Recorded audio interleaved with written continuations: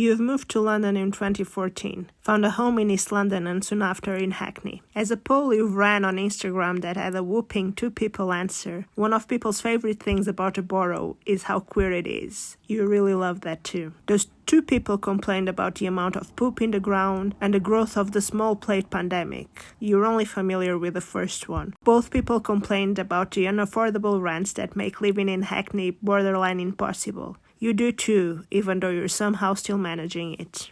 As most people in the city, you've mostly shared houses. You first shared with friends who decided they needed their privacy as a couple and could no longer live with you and your comments about their daily lives and the way their relationship works. They've never actually told you this, but you trust it to be true. You start living with strangers in a really old house, where the rent is so attractive you decide to overlook the flatmate who doesn't wash the dishes, roams around the house in a robe all day, doesn't like you having friends over, and even though they don't mind when you bring your same-sex partners home to spend the night, they get really annoyed when you bring the ones who are cis men. The real problem is heterosexual sex. You find that strange since you believe being queer automatically makes all sex you have queer.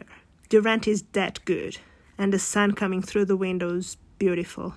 You're very close to London Fields, the Lido, the Canal, and Victoria Park, which are some of your other favorite things in London, and they just happen to be in a Hackney. You feel like you can't leave, dread the process of finding a new home, having someone scrutinize you to know if you're worthy of a home, and the rent is that good.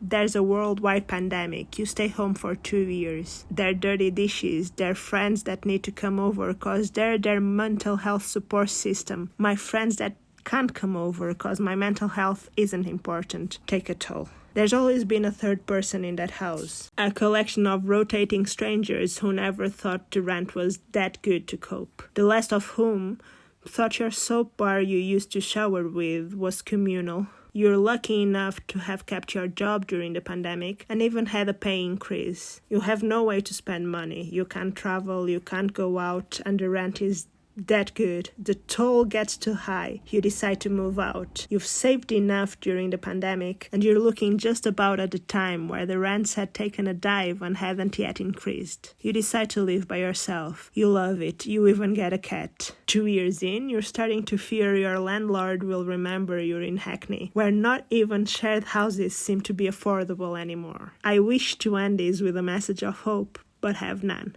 Maybe it will come by next year's event.